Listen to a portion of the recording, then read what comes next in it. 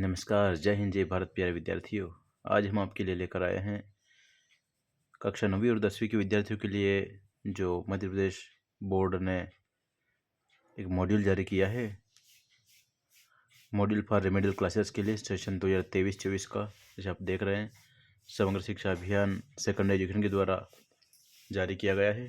Class 9th और यही pattern class 10वीं के विद्यार्थियों के लिए भी रहेगा। Subject English. पढ़े चलो बढ़े चलो।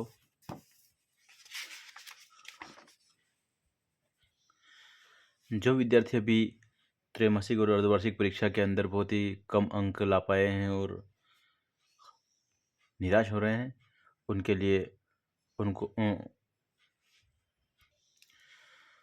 वार्षिक परीक्षा में पास सफल होने के लिए हम ये वीडियो लेकर आए हैं, जो आपको बहुत ही मददगार साबित होगा।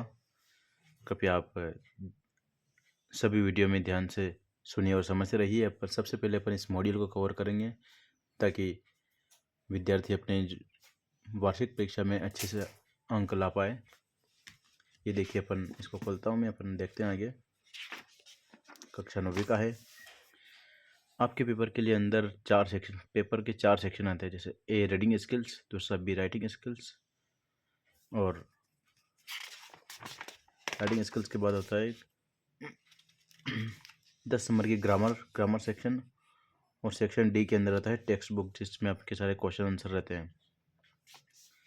विद्यार्थियों को अगर ये मॉड्यूल और पेपर समझ में आ गया तो अच्छे अंक लाना बहुत ही आसान है, क्योंकि आपका लगभग 32% जो पेपर है ऐसा बैठता है जिसमें क्वेश्चन के अंदर ही उसके आंसर पाए जाते हैं। लेकिन बच्चे समझ नहीं पाते हैं इंग्लिश को, इस कारण उनके अंक डाउन होते चले जाते हैं। तो आइए हम आपसे शुरू से इसकी स्टडी करते हैं।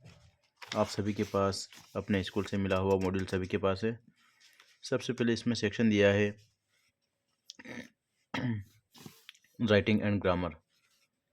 ये देखिए यहाँ पर अनुक्रमणिका में इसमें letter writing and grammar fill ups, इसके अंदर पत्र लेखन और ग्रामर आएगा। फिलअप्स रिक्त स्थान आते हैं यूनिट 1 में। फिर नंबर 2 है यूनिट रीडिंग कंप्रेंशन। इसके अंदर आपको 5-5 नंबर के 2 पैसेज और अंदर पैसेज दिए होते हैं, ये करना रहेगा आपके अंदर। फिर तीसरा आता है राइटिंग, इसमें नोट मेकिंग, इसमें भी एक पैसेज दिया जाएगा और उसमें से नोट्स बना के आपको लिखना है।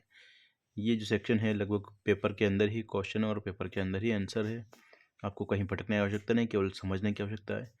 फिर आता है चौथे नंबर पे अपना टेक्स्ट बुक्स, टेक्सचुअल एमसीक्यूज, जो अपनी पाठ्य पुस्तक है उससे एमसीक्यूज मतलब होता है मल्टीपल चॉइस क्वेश्चन, ऑब्जेक्टिव प्रश्न जिसको अपन बोलते हैं, वो इसमें रहेंगे आपके।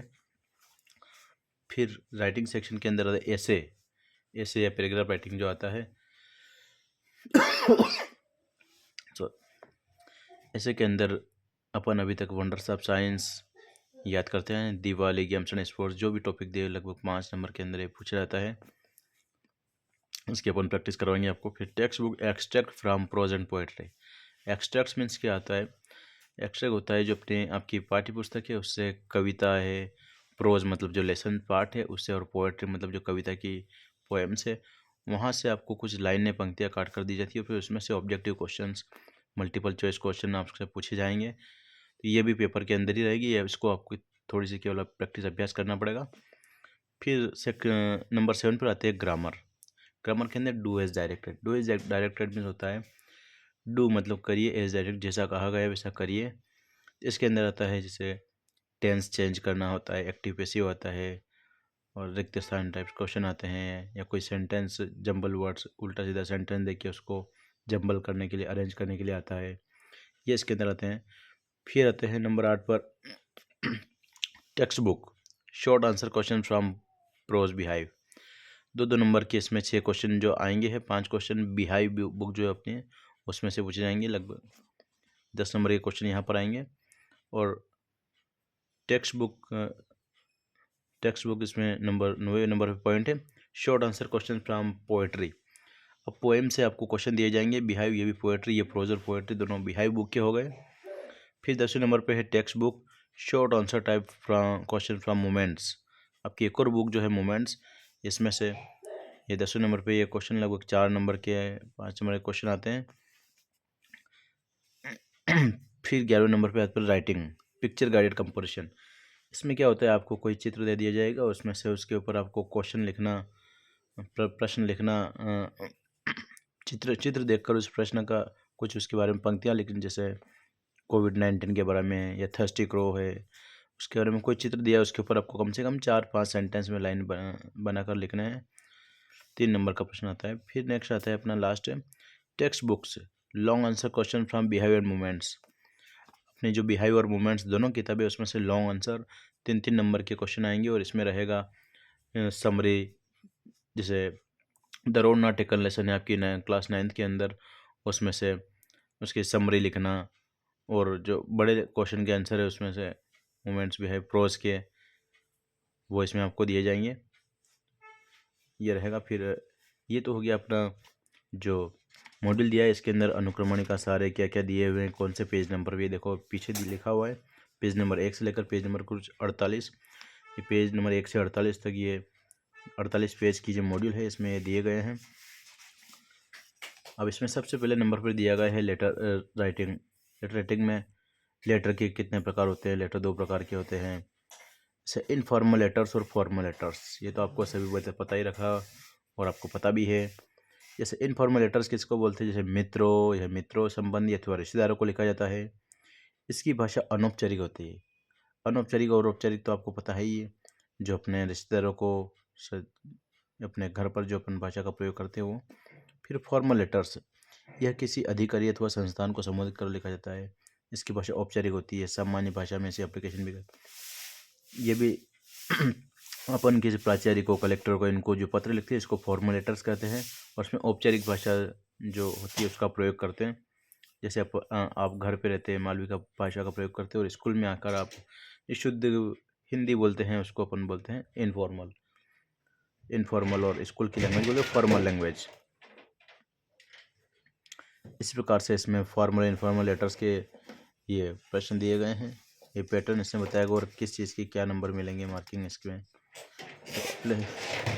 आइए एप्लीकेशन लेटर मार्किंग स्कीम।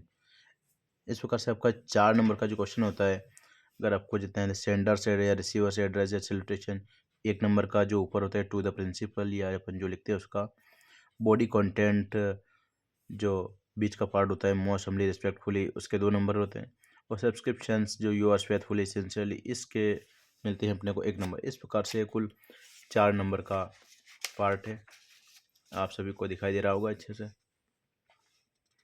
फिर यहाँ पर दिया है format of A informal letters, अनौपचारिक पत्र का जो एक फॉर्मेट प्रकार, ये 1 नंबर।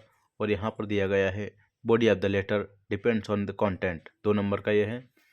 और 1 नंबर का कम्प्लीमेंट्री क्लॉज, सब्सक्रिप्शन नेम अपन जो इसमें लिखते हैं, तो अपने को पैटर्न देखना है किस प्रकार से लेटर ये पत्र लिखा जाता है। और इसमें कुछ साथ ही ये 2-3 क्वेश्चन प्रैक्टिस के अभ्यास के लिए दिए गए हैं, सैंपल के लिए। आपको सबसे पहले जो लेटर एप्लीकेशन जो भी लिखी है उसके अंदर आपको इसका पैटर्न ध्यान रखना है कि किस प्रकार से पूरा जो लेटर लाइन के पास चल रहा है। इसमें आपको इसकी पैटर्न की जो है इसका ध्यान रखना है। इसी चीज़ के इसके आपको नंबर मिलते हैं, नंबर नहीं कटते हैं, चाहे आपको कितना भी जितना भी याद है उसके, इस बात का आप ध्यान रखिए। ये देखिए इधर है, उसके बाद ये यहाँ पर दिया है, you are Pratibha Dubey living at a नासा परिसर Adhartal Jabalpur, write a letter to your friend Aarti telling her about your summer holidays programme and invite to join you. इसमें आपके अपने जो एक मित्र है आरती, उसको पत्र लिखना है जिसके अंदर बताया गया है कि आपको इनवाइट किया गया है समर हॉलीडेज, गर्मी की छुट्टियों में प्रोग्राम, गर्मी की छुट्टियां बिताने के लिए, और इसमें उसका एड्रेस दिया है। तो इसी प्रकार इसमें दिया है एड्रेस यहाँ पर 8 ए नासा परिसर अधरतल जबलपुर लिखा है, तो जबलपुर अपने को लिखना है। और ये यहाँ पर नीचे दिनांक डेट 24 दिसंबर, फिर यहाँ सेलिब्रेशन को बोलते अपन, जैसे माई डियर आरती लिखा है, ये ऐसा। फिर I have received your letter few days back, I was delighted to know that you have done your papers well and your vacation has started. I have received your letter, मैंने तुम्हारा पत्र प्राप्त कर लिया है, फ्यू डेज बैक कुछ दिनों पहले, और I was delighted to know that, और मुझे जानकर बहुत खुशी हुई थी कि you have done your papers well, कि तुमने तुम्हारा पेपर बहुत अच्छे से कर लिया, and your vacation has started, तुम्हारी छुट्टियां हैं जो शुरू हो चुकी है। सो आई इन्वाइट यू, इसलिए मैं तुमको आमंत्रित करता हूँ, to come my place, to come to my place, कि तुम मेरे स्थान पर, घर पर आ जाओ, and spend your holidays with me, और तुम्हारी छुट्टियाँ है वो मेरे साथ बिताओ, खर्च करो। I am sure you will like this place very much, hope to see you soon. इसमें का आई एम श्योर, मुझे पक्का विश्वास यकीन है कि you will like this place very much, इस स्थान को तुम बहुत पसंद करोगे, और hope to see you soon, और आशा करता हूँ कि तुम यहाँ पर जरूर आओगे। You are loving friend Pratibha, you are loving friend, तुम्हारा प्रिय मित्र, प्यारा मित्र प्रतिभा।